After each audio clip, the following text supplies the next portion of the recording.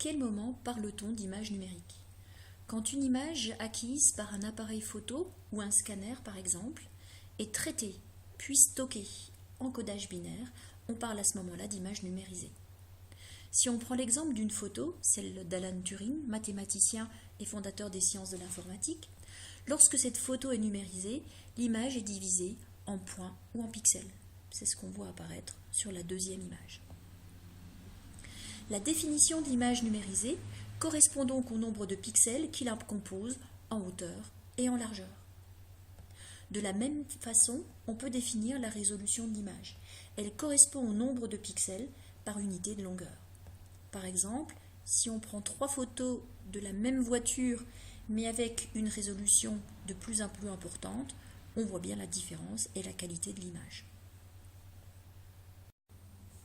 Maintenant, étudions le codage en binaire permettant de restituer l'image.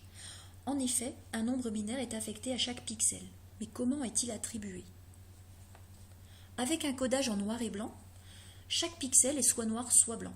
Il faut donc 1 bit pour coder un pixel, 0 pour noir, 1 pour blanc. Avec un codage en niveau de gris, on utilise 256 nuances de gris, car il suffit à rendre tous les niveaux de l'image, notre œil n'étant capable de ne voir qu'un nombre limité de niveaux de gris. À chaque pixel est associé un nombre binaire, compris donc entre 0 et 255. Chaque pixel sera alors codé sur 8 bits, c'est-à-dire un octet. Avec maintenant le codage couleur. On va utiliser pour chaque pixel 3 sous-pixels ou 3 nombres, pouvant posséder chacun 256 nuances différentes. Donc chaque sous-pixel sera codé avec 8 bits. On dispose alors de 16,8 millions de couleurs.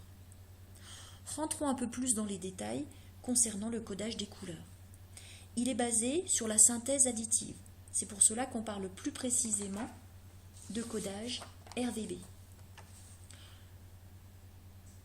Pour coder les couleurs d'un pixel, le fichier image associe à chaque pixel 3 sous-pixels, correspondant aux 3 couleurs primaires, rouge, vert et bleu.